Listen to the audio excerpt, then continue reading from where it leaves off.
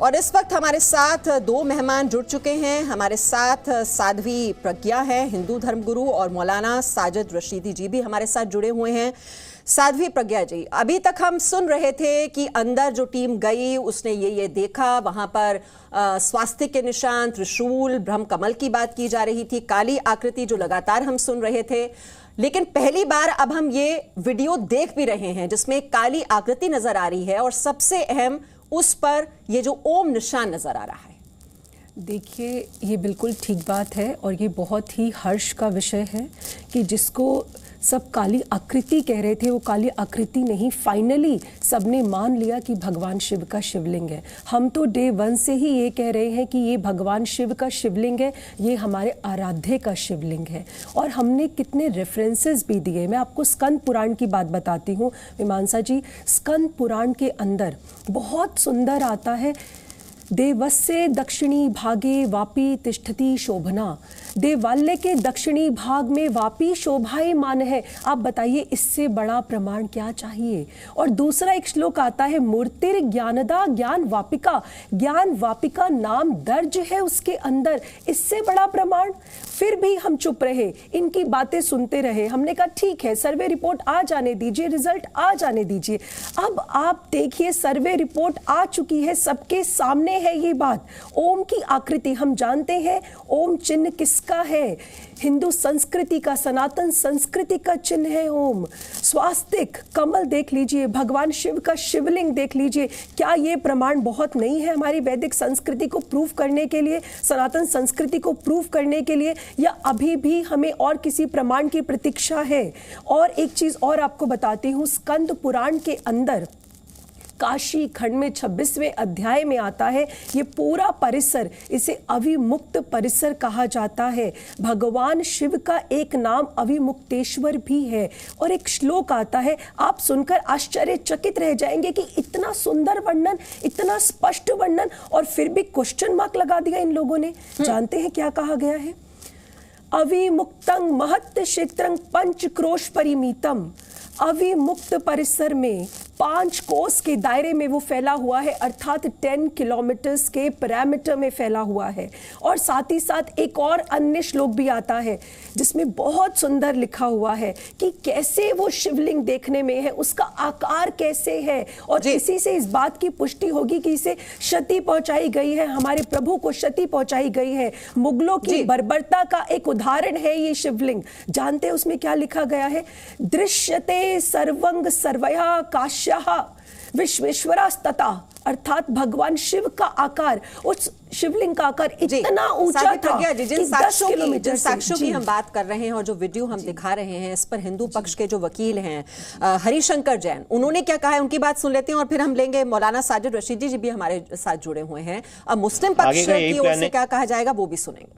हम उसकी मेरिट्स पे आगे का यही प्लान है कि जो 4 तारीख की हियरिंग है हम उसकी मेरिट्स पे तैयारी कर रहे हैं, और जो मुस्लिम पक्ष ने जितनी बातें कही हैं उसका एक एक पॉइंट पे हमारा काउंटर रेडी है।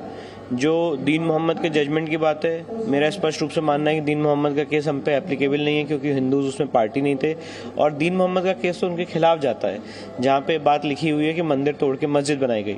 तो हम तो अपने केस, हमारा मेरिट्स पे बहुत मजबूत है, स्ट्रांग है, और हम कोर्ट के पटल पे साबित करेंगे कि ये जो मस्जिद है ये एक मंदिर को तोड़ के बनाई गई। शिवलिंग जो वहाँ मिला है, जब सब आप जानते हैं, शिवलिंग का मिलना अपने आप में बहुत बड़ी घटना थी। अब उसको शिवलिंग को, एक सत्य को प्रमाणित करना है अधिवक्ता, हमारी ड्यूटी है, और उसको हम प्रमाणित कर देंगे कि ये शिवलिंग है जिस पर कि अत्याचार किए गए हैं, कुठाराघात किए गए हैं, वार किया गया है। वो सब चीज़ें जनता के सामने, पब्लिक के सामने आएंगी। जी, मौलाना साजिद रशीदी जी भी हमारे साथ हैं। मौलाना रशीदी जी, देख रहे हैं आप ये वीडियो? हाँ, देखा है। ये आपको ओम निशान भी नजर आया होगा? देखिए, एक चीज बताइए मीमांसा जी, मैं बड़े आश्चर्यचकित हूं मैं भी कि जैसे सर्वे हुआ, सर्वे होने से पहले रिपोर्ट जब तक सबमिट नहीं हुई थी, बाबा आ गए का नारा दे दिया गया। अभी कोर्ट ने जो ये सर्वे रिपोर्ट इन लोगों को सौंपी है, ये एफिडेविट लेकर सौंपी है कि आप इसको लीक नहीं करोगे।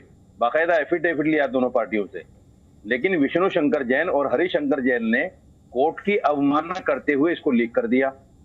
मैं मांग करता हूं आपके चैनल के माध्यम से कि इन दोनों लोगों पर कड़ी कार्रवाई होनी चाहिए, क्योंकि कोर्ट का बार बार अपमान कर रहे हैं। ये कोर्ट को नहीं मानना चाहते और कहीं ना कहीं इस मामले को पब्लिकली बनाना चाहते हैं, जैसे बाबरी मस्जिद के केस में हुआ था कि वहां लाखों लोग पहुंच गए थे और बाबरी मस्जिद को तोड़ दिया गया। मौलाना साजिद रशीदी, आपने मेरे सवाल का जवाब नहीं दिया। मैंने आपसे बहुत ही सिंपल सवाल पूछा था, ओम निशान, स्वास्तिक का निशान, त्रिशूल का निशान, क्या ये किसी मस्जिद में होते हैं? जब मैं सर्वे को नहीं मानता, सर्वे रिपोर्ट लीक हो गई, वो इलीगल है, उसको नहीं मानता, तो मैं आपके सवाल का मौलाना साजिद रशीदी जी, वो अदालत देखेगी। अगर अदालत के आदेश का पालन नहीं किया गया तो अदालत है उसे देखने के लिए। मैंने आपसे ये सवाल पूछा है, क्या किसी मस्जिद में ओम का निशान, स्वास्तिक का निशान होता है? मैं कोर्ट से पहले टिप्पणी नहीं करूंगा, इस पर कोर्ट फैसला देगा। नहीं, कोर्ट फैसला देगा, हम भी कोर्ट के फैसले का इंतजार करेंगे। मानते हैं हर पक्ष करेगा। लेकिन मौलाना साजिद रशीदी जी, मैं आपसे सिर्फ ये पूछ रही हूँ, मस्जिद में ओम का निशान होता है, ये बताने में आपको इतनी मुश्किल क्यों हो रही है? कोर्ट से पहले कोई टिप्पणी नहीं होगी, क्योंकि हम कोर्ट को मानते हैं, कानून को मानते हैं, संविधान को मानते हैं। आप लोग नहीं मानते, मत मानिए, फैलाइए भ्रम लोगों में, नफरत फैलाइए लोगों में, क्या कर सकते हैं? मैं वही भ्रम दूर करने की तो कोशिश कर रही हूँ मौलाना साजिद रशीदी जी। मैंने आपसे पूछा क्या किसी मस्जिद में होता है, ये तो एक सवाल है, कोई भी पूछ सकता है। हम जानना चाहते हैं इस्लामिक कल्चर के बारे में, इस्लाम में क्या होता है। जिन लोगों को नहीं पता तो आप वो तो बता सकते हैं ना, उसमें क्या परेशानी है? आप साध्वी जी बता रही हैं कि सनातन संस्कृति से जुड़ा हुआ जो स्कंद पुराण में जो जिक्र है वो बता रहे हैं, तो आप भी बता दीजिए, लोगों का ज्ञानवर्धन होगा कि मस्जिद में क्या होता है। हमारी बहुत ही सीमित ज्ञान कहेंगे एक मस्जिद के बारे में है। लगता है उन तक हमारी आवाज नहीं पहुंच पा रही है। लेकिन साध्वी प्रज्ञा जी, अब देखिए, मुस्लिम पक्ष तो बार बार ये कह रहा है जो अदालत फैसला करेगी, और ये इतनी जल्दबाजी क्यों हो रही है किसी निष्कर्ष पर पहुंचने की? और वो बार बार हवाला दे रहे हैं 1991 प्लेसेस ऑफ वर्शिप एक्ट का। आपको लगता है कि इसमें ये बड़ी बाधा बन सकता है? देखिए, 1991 प्लेसेस ऑफ वर्शिप एक्ट तो यहाँ पे स्टैंड ही नहीं करता। मैं ये आपको बहुत क्लियरली बता देती हूँ। 1991 वर्शिप एक्ट का सेक्शन 4 सब क्लॉज 3, उसमें बहुत क्लियर एक लाइन आती है कि this shall not apply, the above clause shall not apply to the ancient monument which is registered under 1958 act of monument. उसमें नहीं आता है वो, क्योंकि उसकी डेफिनेशन क्या है, परिभाषा क्या है एंशिएंट मॉन्यूमेंट की, 1958 वाली एक्ट हमें बताती है। परिभाषा ये है कि 100 साल से पुराना कोई भी स्ट्रक्चर है तो वो उस एक्ट में नहीं आता। सो ये एक्ट तो उस पर लागू ही नहीं होती है मीमांसा जी। और दूसरी बात, मैं ये जी न्यूज़ के माध्यम से, आपके चैनल के माध्यम से अपील करना चाहती हूँ भारत की सरकार को। आप एक बात बताइए, प्रधानमंत्री नरेंद्र मोदी जी ने कृषि कानून को वापस लिया, किसके लिए? देश हित के लिए, जनहित के लिए। तो क्या आज हम प्लेसेस ऑफ वर्शिप एक्ट 1991 को रिपील नहीं कर सकते हैं? इस एक्ट को रिपील कर देना चाहिए। ये तो एक काला कानून है जिसमें लोग ही वॉकआउट कर गए थे पार्लियामेंट से, तो इस एक्ट को तो रिपील ही कर देना चाहिए। इसलिए ये एक्ट कहीं एप्लीकेबल भी नहीं है, ना ही इसका कोई स्टैंड है इसके अंदर, और ना ही ये कोई बाधा उत्पन्न कर सकती है। जी, लेकिन ये तो खैर सरकार को तय करना है कि आगे वो इस पर कैसे बढ़ती है। लेकिन मुस्लिम पक्ष तो लगातार अदालत में इसी दलील को बार बार रख रहा है कि प्लेसेस ऑफ वर्शिप एक्ट इस पर लागू होता है। वहीं हिंदू पक्ष कह रहा है कि वो इस पर लागू नहीं होता क्योंकि ये बहुत ही पुरातात्विक मंदिर है। वहीं हिंदू पक्ष के वकील सुधीर त्रिपाठी ने कहा है कि लिफाफा अब तक खोला नहीं है, उसके पहले ही ये वीडियो लीक हो गया। मेरा रिएक्शन सबसे पहले है कि माननीय न्यायालय मैंने जो अभी शपथ पत्र करके बाद में ले आई हैं कि मैं सील पैक ले जा रहा हूं, माननीय न्यायालय के आदेश के बगैर सार्वजनिक नहीं करूंगा। अभी सील खुला ही नहीं, लेकर का भी नहीं पाई, तब तक वहां अन्य मीडिया पर चलना शुरू हो गया है। ये बहुत बड़ी धोखा हुई है और किसी ने साजिश किया है। मैं माननीय न्यायालय में इस जी साध्वी जी, लेकिन ये भी तो कहता है ना मुस्लिम पक्ष पर, कई बार तो जानबूझकर ये जानकारी जो है सार्वजनिक की जा रही है ताकि एक भावना ये जागृत हो जाए लोगों में कि नहीं जी ये तो शिव मंदिर ही रहा था पहले, वहां पर शिवलिंग है, और ये एक साजिशन, एक पूरी प्लानिंग के तहत पहले ही जानकारी लीक कर दी जाती है। फिर उसका क्या जवाब होगा? मीमांसा जी, देखिए, मैं एक बात कहूँगी, आज बहुत ही हम एक नाजुक दौर से गुजर रहे हैं। हम सभी जानते हैं ये हिंदू मुस्लिम का मसला नहीं है, ये भारतीय गर्व का मुद्दा है। आप एक बात देखिए, जब जब भी आक्रांता आए उन्होंने हमारे देश में आक्रमण किया। अयोध्या, काशी, मथुरा जैसी आध्यात्मिक स्थलों पर आक्रमण क्यों किया? उसका क्या कारण था? वहाँ तो बहुत ज़्यादा विकास भी नहीं हुआ था, बहुत ज़्यादा इकोनॉमिक डेवलपमेंट भी नहीं थी। क्यों किया? क्योंकि वो हमारी आस्थाओं को चोट पहुँचाना चाहते थे, हमें तोड़ देना चाहते थे अंदर से, इसीलिए उन्होंने आक्रमण किया। इसीलिए मेरा आग्रह है ये कि इस मुद्दे को शिवलिंग और फव्वारे का मुद्दा ना बनाया जाए, इस मुद्दे को हिंदू और मुस्लिम का मुद्दा ना बनाया जाए। ये मुद्दा भारतीय गर्व का मुद्दा है। और साथ ही साथ मीमांसा जी, मैं एक बात ज़रूर कहना चाहूँगी।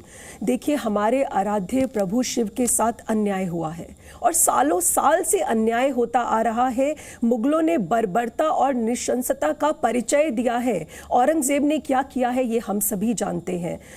भगवान शिव हमारे आराध्य को चोट पहुंचाई है, ड्रिल किया गया, उसे क्षति पहुंचाई गई। अब और नहीं देखा जा रहा है, अब और नहीं सहा जा रहा है। साध्वी प्रज्ञा जी, जो अभी भी मुस्लिम पक्ष कह रहा है कि ये शिवलिंग है ही नहीं, ये तो फव्वारा है, और इसी को लेकर दलीलें दी जा रही हैं अदालत में बार बार कि ये तो फव्वारा है, फव्वारा है, उन लोगों से आप क्या कहेंगी? ये फव्वारा क्यों ना माना जाए? मीमांसा जी, एक बात बताइए, अगर ये फव्वारा है तो सबसे पहले इसका वाटर इनलेट कहाँ पे है ये बताइए। दूसरी बात, ये जो स्ट्रक्चर अलग से है, शिवलिंग की आकृति हम सभी जानते हैं हिंदू धर्म में कि शिवलिंग की आकृति कैसे होती है। This is very logical and very scientific. मैं वैज्ञानिक तौर से आपसे बात कर रही हूँ। उसके ऊपर एक चक्री का निशान है, जो चक्री स्टोर में है, वहाँ पर वजू खाने के नीचे जो स्टोर है, और उसमें 5 भागों में वो चक्री डिवाइडेड है। अब जब 5 भागों में चक्री डिवाइडेड है, अलग से उसको दिख रहा है वो, तो उसे फव्वारा कहना क्या ये उचित है? आप मुझे बता दीजिए। हम तो मक्का, मदीना और अल अक्सा के बारे में चर्चा भी नहीं कर सकते हैं, लेकिन आप हम पे बार बार ये कहकर हमारी भावनाओं को आहत करते हैं। कभी अयोध्या पे पहुंचते हैं, कभी श्री कृष्ण पर पहुंच जाते हैं, कभी मथुरा में पहुंच जाते हैं, कभी आप हमारे काशी विश्वनाथ में पहुंच गए। अरे कुछ तो सोचिए, हमारा भी तो हमारे आराध्य के साथ प्रेम है, उसकी कुछ रिस्पेक्ट तो कीजिए आप। और विडंबना जानते हैं क्या है मीमांसा जी? विडंबना ये है कि हमारे देश में जब प्रेम की बात आती है तो नाम लिए जाते हैं, शाहजहां, नूरजहां, लैला मजनू के नाम लिए जाते हैं, लेकिन भूल जाते हैं प्रेम यहाँ पर नंदी का भी तो है जी। भगवान शिव से नंदी का भी तो प्रेम है। जो हम वीडियो दिखा रहे हैं साध्वी प्रज्ञा जी, हमारे साथ इस वक्त मध्य प्रदेश के शिक्षा मंत्री विश्वास सारंग जी भी जुड़ गए हैं। विश्वास सारंग जी, हम ये वीडियो दिखा रहे हैं और इसमें आपको दिखाई दे रहा होगा ये काली आकृति, जो हिंदू पक्ष लगातार कह रहा है कि ये शिवलिंग है, लेकिन मुस्लिम पक्ष कह रहा है ये फव्वारा है, और इस पर ओम आकृति भी नजर आ रही है। आप क्या कहेंगे ये वीडियो देखकर? देखिए मीमांसा जी, इसमें अब कोई भी डाउट नहीं है कि ये शिवलिंग है या नहीं है, ये तो प्रकट हो चुका है। और मैं जी टीवी को भी बहुत बधाई दूंगा, ये वीडियो के माध्यम से अब दूध का दूध और पानी का पानी सामने आ गया है। कहीं अब कोई भी किसी भी तरह का अब डाउट नहीं बचा है। और देखिए, मुझे क्या लगता है, जैसा साध्वी जी ने कहा कि मुख्य मुद्दा यह है कि हर समय हिंदू देवी देवताओं या हिंदू मंदिर को लेकर यदि कोई तथ्य सामने आता है तो एक वर्ग विशेष इस पर आपत्ति क्यों करता है। देखिए, किसी भी देश की, किसी भी संस्कृति की यदि हम इतिहास में गड़बड़ी हो गई है तो उसको ठीक करने का अधिकार हमें मिला हुआ है। आक्रांताओं ने, औरंगजेब जैसे आक्रांताओं ने हिंदू देवी देवताओं का अपमान किया, मंदिरों का अपमान किया। अब ये बात सामने आ रही है कि ये शिवलिंग है, नंदी विराजमान है, नंदी का इंतजार समाप्त हुआ है। तो मुझे लगता है कि मुस्लिम पक्ष को स्वयं सामने आकर इस बात को स्वीकार करना चाहिए। और ये हिंदू, लेकिन विश्वास सारंग जी, आपको लगता है कि मुस्लिम पक्ष इसके लिए तैयार होगा? क्या अदालत के बाहर भी जिस सांप्रदायिक सौहार्द की हम बात करते हैं उसी से ये मसला सुलझा लिया जाएगा? देखिए, जब तक इस देश में राहुल गांधी, चिदम्बरम, दिग्विजय सिंह, सोनिया गांधी, प्रियंका गांधी जैसे नेता विराजमान है तो ये हम अपेक्षा नहीं कर सकते। ओवैसी जैसे नेता जो तुष्टीकरण की राजनीति के कारण बिना तथ्यों के बातें करते हैं, तो उससे हम ये अपेक्षा नहीं कर सकते। आज देखिए, 2 बातें मीमांसा जी इसमें स्पष्ट हो रही है। सबसे पहले तो मीडिया के माध्यम से, कोर्ट के सर्वे के माध्यम से ये स्थापित हुआ कि ये शिवलिंग है, और ये तथ्य केवल शिवलिंग के प्रकट होने से ही नहीं है, आसपास दीवारों पर जिस प्रकार से हिंदू धर्म से जुड़े हुए चिन्ह हमें देखने को मिल रहे हैं, ये भी इस बात को स्थापित करता है कि ये निश्चित रूप से मंदिर है। परंतु मुख्य मुद्दा यह है कि वो कांग्रेस के नेता जो चुनाव के वक्त अपने आप को हिंदू प्रकट करते हैं, वो राहुल गांधी जो कोर्ट के ऊपर जनेऊ पहन के ठोक ठोक कर ये बात कहते हैं कि मैं हिंदू हूँ, वो उत्तर प्रदेश के चुनाव में प्रियंका गांधी अब कहाँ गई जो त्रिकुंट लगाकर गंगा मैया की आरती कर रही थी, उनके मुंह से एक बात भी ये बात क्यों नहीं निकल के आ रही कि ये हिंदू मंदिर है? वो क्यों नहीं बोल रहे कि ये विश्वेश्वर है? वो क्यों नहीं कह रहे कि ये भगवान शिव का शिवलिंग है? चिदम्बरम प्रेस कॉन्फ्रेंस करके कहते हैं कि जो सर्वे हो रहा है ये असंवैधानिक है, कोर्ट को सर्वे रोकना चाहिए। देखिए जी विश्वास सारंग जी, लेकिन जो आपके विरोधी दल हैं वो तो कहते हैं कि आप 224 की तैयारी कर रहे हैं, ये ध्रुवीकरण की राजनीति आप कर रहे हैं। देखिए, हिंदू देवी देवताओं का सम्मान बरकरार हमें करना है, ये हम करेंगे। आक्रांताओं ने यदि हिंदू धर्म मंदिरों पर तोड़फोड़ की है उसको हम पुनर्जीवित करेंगे, उनका जीर्णोद्धार करेंगे। अब इसको लेकर हम पर जो इल्जाम जिसको लगाना है वो स्वतंत्र है। देखिए, यदि हम हिंदू के रूप में पैदा हुए हैं, राजनीति अलग बात है मीमांसा जी, मैं व्यक्तिगत रूप से बोल रहा हूँ, ये मेरे लिए सम्मान की बात है कि अयोध्या में श्री राम का भव्य मंदिर बन रहा है। ये मेरे लिए सम्मान की बात है कि काशी विश्वनाथ में यदि आक्रांताओं ने किसी भी तरह की मंदिर पर गड़बड़ की है उसको ठीक करने का हमें मौका मिल रहा है। ये हम सबके लिए प्रसन्नता की बात है कि यदि आज हम हिंदुस्तान में हैं, हिंदू धर्मावलंबी हैं, तो ये हमारा अधिकार लेकिन विश्वास सारंग जी, जो मुस्लिम पक्ष है वो तो बार बार प्लेसेस ऑफ वर्शिप एक्ट का हवाला दे रहा है। देखिए, प्लेसेस ऑफ वर्शिप एक्ट में ये कहीं नहीं लिखा है कि आप जानकारी नहीं ले सकते, और ये यदि इस तरह बातें कर रहे हैं तो फिर इस्लाम में ये भी तो लिखा है कि किसी विवादास्पद जगह पर नमाज नहीं होनी चाहिए। ओवैसी ये बात बोले ना, इस्लाम में तो ये लिखा है कि यदि कोई किसी और धर्म की कोई स्थल है वहां नमाज नापाक है, तो वो ये बात क्यों नहीं कर रहे? वो इस्लाम की यदि इतनी बातें करते हैं तो इस्लाम पर चले ना। इस्लाम में तो लिखा हुआ है कि यदि कोई भी विवादास्पद जगह है तो वहां नमाज नहीं होनी चाहिए। जो सवाल आप खड़ा कर रहे हैं, आप रहिए हमारे साथ विश्वास सारंग जी। जो सवाल आपने उठाया है उसी का मैं जवाब ले लेती हूँ। हमारे साथ मुस्लिम एक्टिविस्ट सईद जवाद इस वक्त जुड़े हुए हैं। सईद जवाद साहब, अगर अब हम दिखा रहे हैं जो तस्वीरें, इसमें ओम का निशान भी दिखाई दे रहा है, स्वास्तिक का निशान है, त्रिशूल का निशान है, जो काली आकृति है जिसको हिंदू पक्ष लगातार कह रहा है शिवलिंग, क्योंकि जो नंदी जी का मुख होता है वो हमेशा शिवलिंग की ओर होता है। इन सारी चीजों को अगर समेटकर हम देखें और आप कहते हैं ये मस्जिद है, तो ऐसी जगह पर अगर वहां पर नमाज अदा की जाती है, आपको लगता है वो कबूल होगी? देखिए, अभी मैं मंत्री जी की बात सुन रहा था और इस बात से एक चीज साफ नजर आ रही है कि देश जो है अब आस्था की बुनियाद पे चलेगा, कॉन्स्टिट्यूशन के ऊपर, संविधान के ऊपर नहीं चलेगा। ये तो मंत्री जी के अभी वाक्य जो मैं सुन रहा था, बड़ी मुझे हैरानी हो रही थी। जो शपथ लेते हैं कि मैं ईश्वर को साक्षी मान के संविधान के प्रति शपथ लेता हूं, उस संविधान को इन्होंने उठा करके अलग फेंक दिया कि हम संविधान को नहीं मानेंगे। इनकी बातों से साफ लग रहा था मुझको। सही जवाब साहब, जो कुछ हो रहा है अदालत में हो रहा है, अभी तो अदालत के फैसले का इंतजार करना है। ठीक है, हम इस चर्चा को आगे बढ़ाएंगे, मुझे मजबूरन एक ब्रेक लेना होगा। हम चर्चा को आगे बढ़ाएंगे, सारे मेहमान हमारे साथ जुड़े रहेंगे। एक छोटा सा ब्रेक जल्द। Presenting B News app available on Google Play and App Store. Download it now.